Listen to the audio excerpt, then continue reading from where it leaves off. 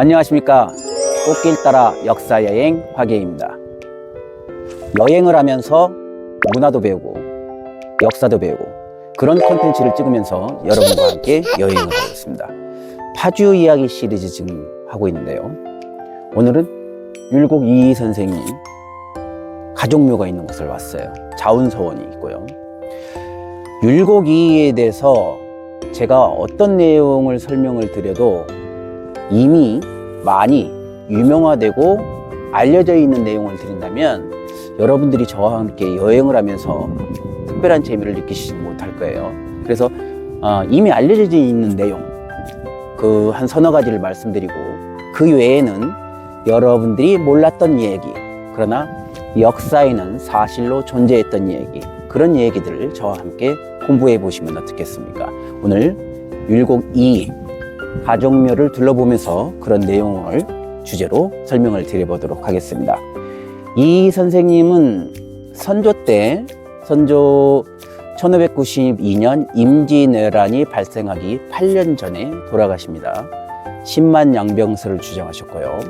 대동법, 또 세금을 쌀로 걷어들이자 수미법, 이런 걸 주장하셨고, 방금 말씀드렸던 10만 양병설이 이 선생님이 주장하셨던 대표적인 거고, 서얼들의 차별을 좀 없애자, 그걸 또 주장하셨고, 서얼의 차별을 주장하셨던 이유는 2살 많은 친구로 지내셨던 구봉 송익필 선생님이 계십니다. 구봉 송익필 선생님 때문에 서얼 차별 주장을 하셨고, 그리고 노비들의 차별이나 평등화 이런 것을 없애자, 또 뭐 이런 주장을 하셨던 대단히 획기적인 주장을 하셨던 분입니다. 이게 그동안 여러분들이 알고 계셨던 내용이죠.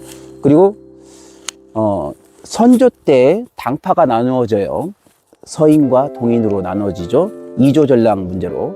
그 이조전랑 문제로 당파가 나누어지기 전에 기호학파와 영남학파로 갈라지는데, 이 기호학파의 수장이었던 분이 율곡 이희 선생님이시고, 영남학파의 수장이셨던 분이 퇴계 이황 선생입니다. 율곡 이희 선생님이 주장하셨던 성학지변은 임금을 신하가 보필하면서 임금이 정치를 잘하도록 해야 된다는 그런 내용으로 우리 이제 시험 문제에 자주 나와왔고, 지금까지 배워왔던 내용들이 성학집요고요. 이황 선생님이 주장하셨던 성학십도, 그림으로 그려서 만든 거죠. 10도, 10가지의 그림을 그려서 임금이 갖추어야 될 덕목을 임금 스스로에게 권장하여 잘 나라를 운영할 수 있도록 하자는 그런 취지로 주장을 했던 것이 성학십도죠. 이황 선생님이 주장했던 성학십도와 이 선생님이 주장했던 성학지변은 약간은 다르거나 약간은 차별이 있죠. 임금 스스로 하느냐, 신하가 임금을 보필하느냐, 이런 차이고요. 지금까지 제가 설명드렸던 내용은 역사책이나 또 동화책, 그리고 교과서 등 많이 실려서 여러분들이 이미 알고 있었던 내용들일 것입니다. 그러면 지금 들어가면서 여러분이 그동안 몰랐던 이 얘기, 지금부터 저와 함께 여행하시면서 한번 들어보시죠. 여행을 하며 문화와 역사를 배우면 더욱 재밌습니다. 들어가면서 설명을 좀 드려보도록 하겠습니다. 율곡 이희 선생님이 16살이 되던 해예요. 아버지 이원수, 그리고 어머니 신사임당이죠. 신사임당의 이름은 올라가서 또 다시 설명을 드리겠습니다. 율곡 선생님이 16살 나던 해에 어머니 신사임당이 돌아가셔요. 그래서 율곡 선생님이 시묘살이를 묘에서 지키면서, 어머니 무덤을 지키면서 시묘살이를 3년간 하죠. 그럼 3년이 끝났으니까 19세 되겠죠? 19살 되는 해에 금강산에 들어가서 스님이 되려고 해요. 이유는 아버지가 재혼을 하시거든요. 아버지 이원수가 재혼을 하시고, 그런 가정에서 좀 괴로움을 느끼셨던 율곡 선생님은 19살에 금강산에 들어가서 스님이 되려고 합니다. 그리고 1년 후에 다시 속세로 돌아와서 20살부터 과거에 급제를 하였는데요. 구도장원이라고 9번 과거를 보는데 9번만 봤다는 뜻이 아니라 9번을 장원을 했다는 뜻이에요. 율곡 이 선생님이 기호학파를 형성하는데 올라가면서 계속 좀 설명을 드리겠습니다. 율곡 선생님의 기호학파가 서인의 주류가 되고요. 이게 뿌리가 되는 거고요. 영남학파의 태계 이황 선생님, 남명 조식 선생님이나 그쪽이 1592년 임진왜란 때의 그 후대로 보면 동인도 남인이나 북인들 또 갈리잖아요. 이성룡이랄까 이순신 이런 분들이 이제 남인이 되는 거고, 동인 중에 이제 북인이 광해를 왕으로 만들었던 사람들 이렇게 이제 다 갈라지는데, 그 서인의 중심에 섰던 사람들 중에 파주 3인방이라는 분이 계세요. 율곡 이 선생님보다 한 살 더 많으셨던 분, 그분이 가까운 우계리에 사시는 성원 선생이에요. 그래서 우계성원이에요. 우계리에 살았으니까 우계성원, 율곡리에 살았으니까 이 선생님은 율곡 이가 되는 거고요. 우계리에 살으셨던 성원, 우계성원 선생님, 그리고 우계 선생님보다 한 살이 더 많으셨던 분이, 그분이 구봉 송익필이에요. 구봉 송익필이 율곡 이 선생님보다는 두 살이 더 많죠. 요 세 분을 파주 3인방이라고 부릅니다. 그 파주 3인방이 편지를 주고받은 것을 삼현수간이라고 해요. 그게 몇 년 전에 책으로 출판이 되는데요. 세 명의 현인, 어딘 사람이 직접 자필로 쓴 편지를 주고받다. 그래서 삼현수간이라고 하고요. 검색어로 삼현수간을 치면은 책이 출판된 내용이나 그리고 일부 내용이 나옵니다. 구봉 송익필의 자제, 아들이었던 송취대가 서책으로 그걸 엮어요. 이게 98통의 편지입니다. 그 98통으로 만든 편지들을 묶어서 지금 이제 책으로 만드는 것이 삼현수간이고요. 구봉 송익필의 아들 송취대가 만들었다고 했죠. 그 구봉 송익필의 구봉이 지금 파주에 있는 심악산을 나타냅니다. 파주 심악산의 옛 이름이 구봉이에요. 그래서 구봉 송익필이라고 하는데, 이렇게 세 분이 세 명의 파주 3인방입니다. 나중에 설명드린 구봉 송익필이 나이는 제일 많죠. 이 구봉 송익필이 서자예요. 그래서 율곡 이 선생님이 두 살이 많지만 우계성원 선생님이랑 친구였기 때문에 서울 철폐나 서울에 대한 차별을 반대했던 이유이기도 해요. 구봉 송익필에 대해서는 잘 모를 겁니다. 구봉 송익필을 검색을 해보면 조선의 장자방이라고 나와요. 그만큼 똑똑했다는 건데 서울이기 때문에 정계에 진출을 못하죠. 구봉 송익필이 어떤 사람이냐면요, 1592년 임진왜란이 일어나기 전에 여러분들도 공부할 때 저와 같은 방식을 한번 써보세요. 1592년은 반드시 외워야 됩니다. 임진왜란을 기점으로 1592년 이전을 조선 전기라고 하고 1592년 이후를 조선 후기라고 해요. 이게 1592년 임진왜란을 기점으로. 그래서 1592년은 반드시 외워야 되고요. 1592년 임진왜란이 일어나기 3년 전에 기축옥사가 일어납니다. 기축옥사는 정여립 사건이라고도 하고요. 정여립이 처음에는 서인이었으나 동인과 어울리면서 대동계를 조직하고 역무를 꾸민다, 이렇게 해서 같은 서인이었던, 나중에 이제 정여립은 동인들하고 친해지니까 서인이었던 가사문학의 대가 송강정철이 삼위인국도 쓰셨죠. 선조를 사랑하는 뭐 그런 시를 쓰기도 했는데요. 송강정철이 기축옥사를 일으켜서 동인을 1000여 명 이상 죽이는 사건이 기축옥사입니다. 발음이 비슷해서 공부하실 때 혼동이 올 수도 있는데 개축옥사하고는 틀립니다. 개축옥사는 광해 때 이복 동생인 영창대군을 죽이고, 그리고 계모인 임목대비를 폐비시키고, 폐모살제죠.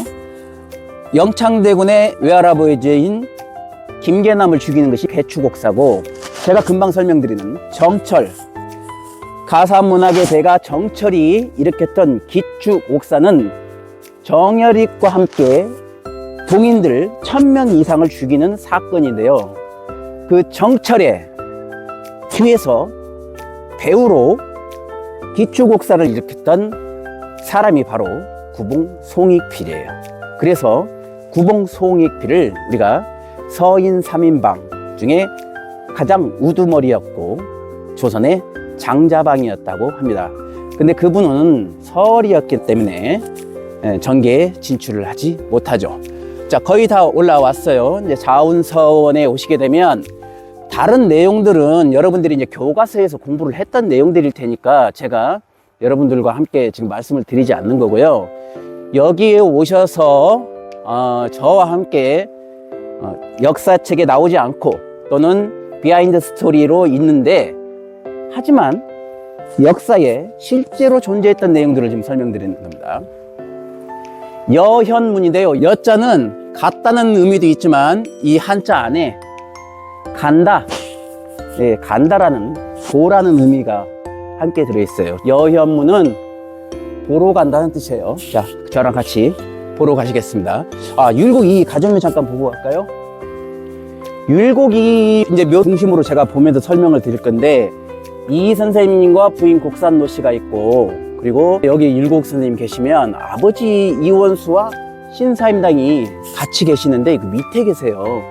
그래서 이 특성을 공부를 할 거고요. 부모가 위에 있고 자식이 밑에 있는 게 당연한데 지금 율곡 선생님이 아버지보다 위에가 계세요. 그래서 바뀌었잖아요. 바뀐 것을 바뀔 역자를 써서 역장묘라고 부르기도 하고요. 바뀌었다를 우리가 거꾸로라는 말도 하잖아요. 뒤집어졌다. 그래서 도장묘라는 표현을 쓰기도 합니다. 율곡 이 선생님이 아버지 어머니보다도 더 위에 계세요. 왜 그런지 한번 올라가면서 보고, 이게 이제 풍수지리라는 얘기도 있고요. 풍수지리를 위해서. 두 번째는 아버지 이원수는 관직에 나가시질 못했어요.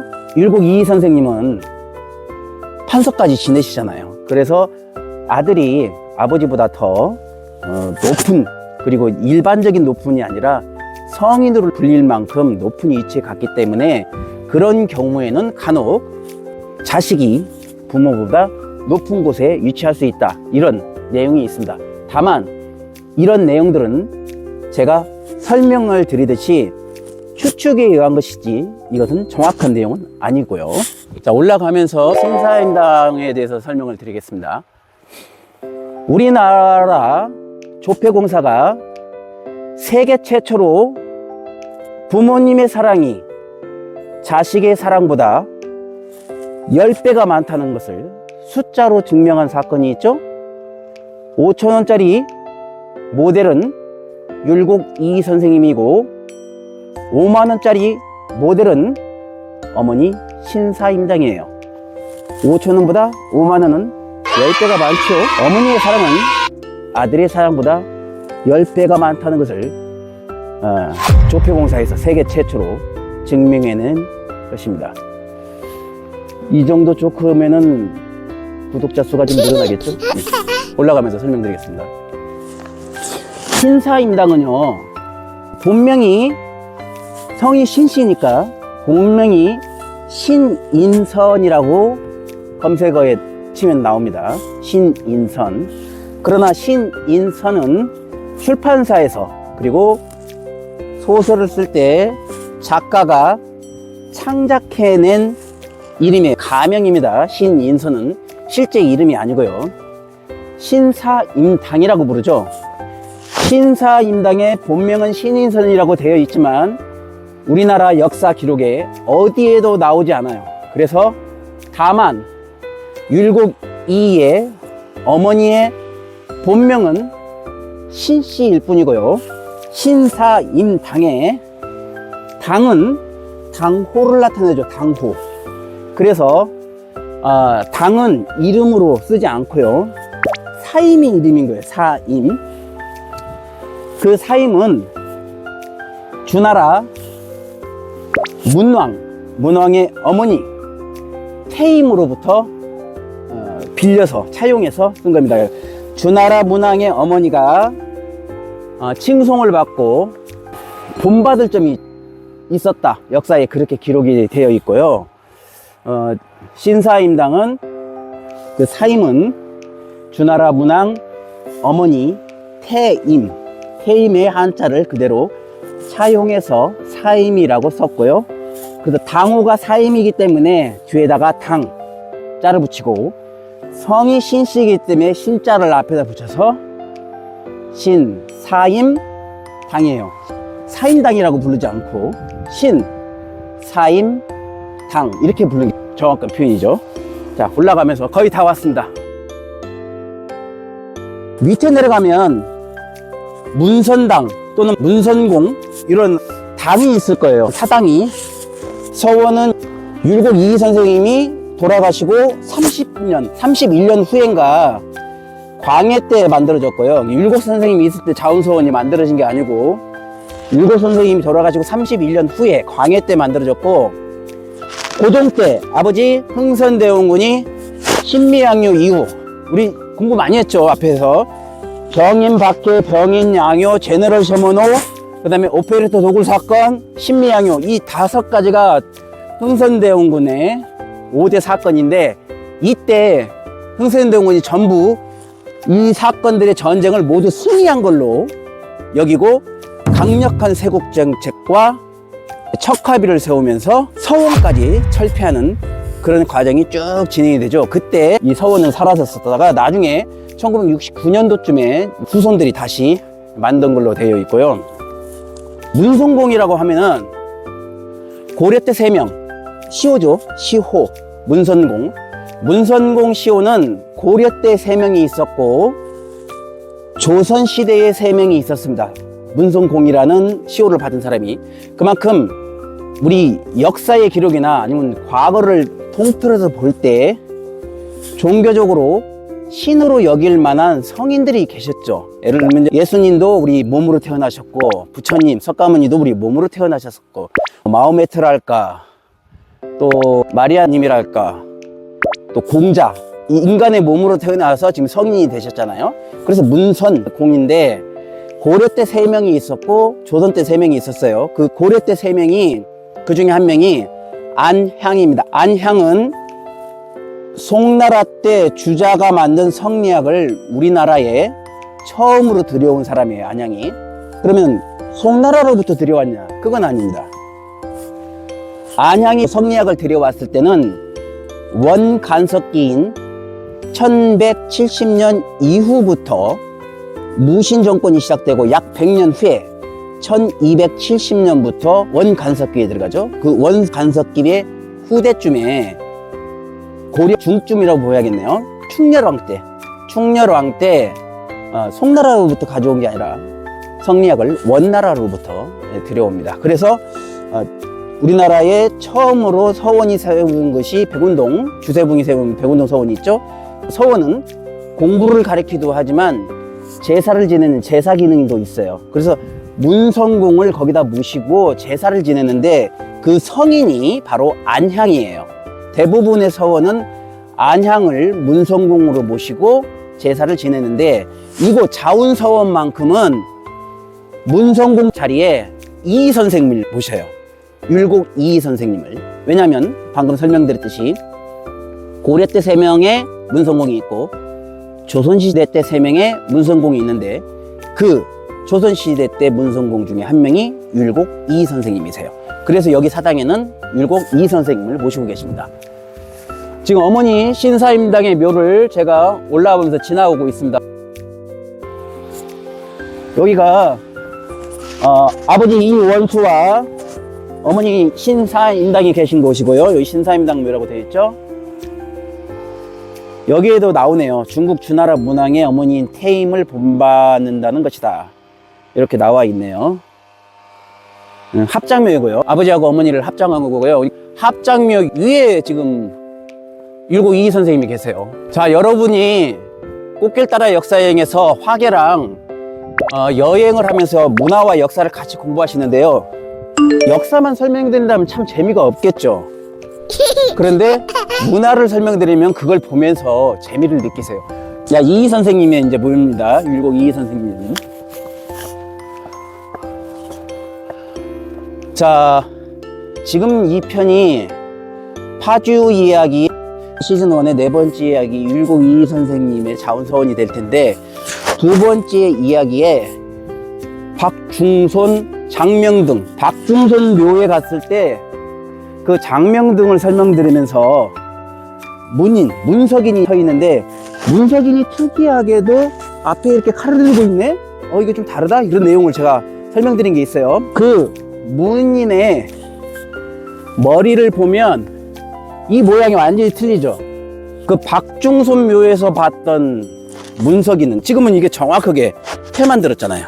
이렇게 턱수염 밑으로 패만 정확하게 들었죠. 정확한 문석인입니다. 박중손 묘 앞에서 봤던 것은 머리가 금관 형태로 되어 있거든요. 동그랗게 원형 모자, 이게 마치 원나라의 모자처럼 된 금관 형태거든요. 조선 중기 이후로 대한제국으로 내려올 때까지 가까워지면서 공복이 바뀌면서 금관 형태로 이렇게 바뀌거든요. 여기는 제가 공부했던 기억으로는 오래전부터 있었는데, 형태가 수나라 이전까지는 막 이렇게 그 제비꼬리 같은 모양, 이런 그 흔들리는 그런 모양으로 이렇게 달려 있고, 이게 아마 송나라나 명나라 이렇게 내려오면서 바뀌었는데, 이걸 복두라고 해요.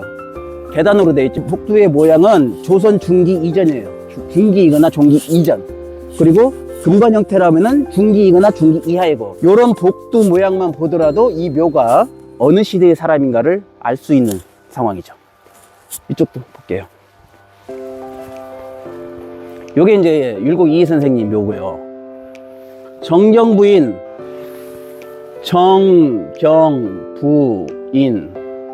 곡산 노씨 묘. 여기가 제자네. 제후. 우측에 문성공이죠. 제가 내려오면서 여러 번 설명드렸죠. 고려 때 3명, 조선 때 3명인데 그 조선 3명 중에 한 명이 율곡 이희 선생님이네요. 요 문성공이 성인으로 칭송할 만한 인물이었다는 거죠. 문성공, 율곡 이희 선생 지묘이고, 정경부인 곡산노씨묘 제후라고 되어 있거든요. 곡산노씨는 아내분은 이 뒤에 계신다는 뜻이에요. 합장묘도 아니고 옆에도 아니고, 일반적으로 남자분이 이쪽에 계시면 남자분을 좌로 해서 이게 부좌에 여기에 여성분이 있어야 되거든요. 근데 뒤에 계셔. 굉장히 특이합니다. 이유는 잘 모르겠어요. 이런 방식은 처음이기 때문에, 혹시 유튜브를 시청하고 계시는 분 중에 이 내용을 알고 계시는 분이 계시다면 댓글로 남겨주시면 제가 꼭 답변 드리고 선물도 증정해 보도록 하겠습니다.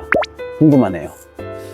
망주석도 좀 특이해요. 여기 특성에 보면 이제 새호가 이렇게 새호라고 해요.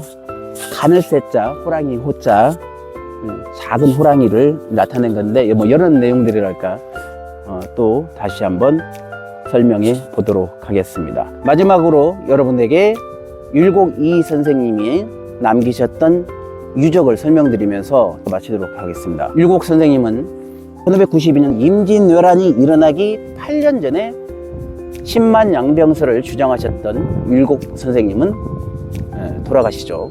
그 10만 양병설을 주장한 이유가 왜구가 쳐들어올 것을 알았기 때문이에요. 그럼 이 비석을 한번 보십시오. 깨끗하게 보존은 되어 있지만 중간중간 이렇게 홈이 파져 있죠. 하나, 둘, 셋, 넷, 5개. 5개의 홈이 파져 있는데, 이 홈은 총탄의 흔적입니다. 이 총탄의 흔적이 임진왜란 때 조총에 의한 것일까요? 그렇지는 않죠. 한국동란, 한국전쟁 1950년 6.25 6월 25일 이후 한국동란 때, 여기는 파주이기 때문에 임진강도 바로 있고, 임진강 건너 바로 개성이 보이고, 개성의 맑은 날씨는 개성의 송악산이 보이기도 하죠. 그래서 한국전쟁 당시에 치열하게 전투가 있었어요. 그래서 이런 율곡 선생님의 비석에 총탄 5개가 남아 있습니다. 천만 양병설을 주장하셨던 율곡 선생님이 비석에 총탄이 새겨지는 한국전쟁까지 겪으셨던 내용, 이 내용까지 역사의 아픈 기억 다시 한번 더듬고, 여러분들이 제가 다시 한번 말씀드리지만 꽃길 따라 역사여행에서 여행을 하시게 되면 문화와 역사를 함께 배우실 수 있습니다. 우리 회원들이 조금 더 늘어나시고 제가 준비한 영상이 지금의 4배에서 5배 정도 늘어나게 되면 여러분과 함께 해외편을 준비하겠습니다. 감사합니다.